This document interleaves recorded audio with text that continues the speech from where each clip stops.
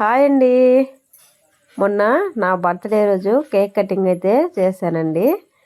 అదే రోజు ఇంకా మా వారి పుట్టినరోజు కూడా మేము ఎప్పుడూ చూడలేదనమాట. ఎందుకంటే ఆయన పుట్టినరోజు ఎప్పుడో ఆయనకే తెలియదంట. అందుకోసం డేట్ అనేది తెలియదు కాబట్టి ఎప్పుడు కేక్ కటింగ్లు చేయడం కానీ అలాంటివి ఏం చేయలేదనమాట. సో ఇవాళ నా కేక్ కటింగ్ అయిపోయిన తర్వాత మేము ఇలాగా మా ఆయన పుట్టినరోజు అయితే ఎప్పుడు జరుపుకోలేదండి పాపం. ఈ వచ్చటగా ఈరోజు చూసుకుంటున్నాం అనమాట. నా పుట్టినరోజు ఈ పుట్టినరోజు చేస్తాము. ఎప్పుడు ఇలా కటింగ్లు అనేవి ఏం చేయలేదు. సో ఫస్ట్ టైం అనమాట ఇలాగా కేక్ కటింగ్ అయితే చేయించడం. అంటే మాకు కూడా ఆ కోరిక అనేది ఈ సందర్భంగా తీరిపోయింది అనమాట. ఇలాగా మనకున్న చిన్న చిన్న కోరికలు ఏమన్నా ఉంటే అప్పుడప్పుడు ఇలా కూడా తీర్చేసుకోవచ్చండి. నాకు కూడా అలాగే అనిపించింది.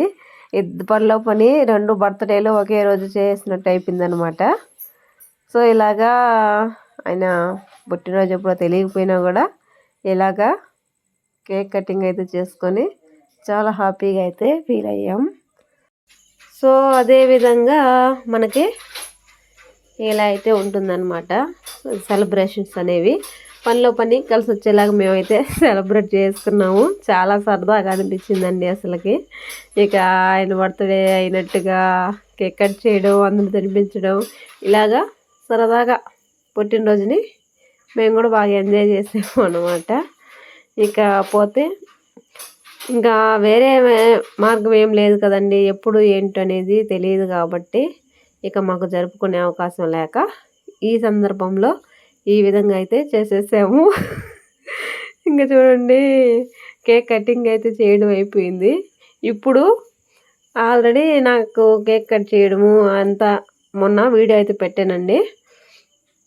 ఇప్పుడు ఈ వీడియో కింద కూడా ఇస్తాను, ఒకసారి చెక్ చేసేయండి.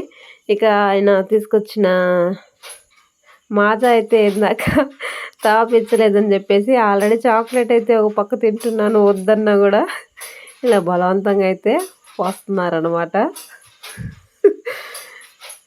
చాలా అంటే చాలా హ్యాపీగా అయితే జరిగిందండి అసలు ఆ రోజు. ఇలాంటివి మనకి లైఫ్లో కొన్ని కొన్ని గుర్తులు, తీపి గుర్తులు అంటాం కదా, అలాంటివి అయితే ఉండాలి.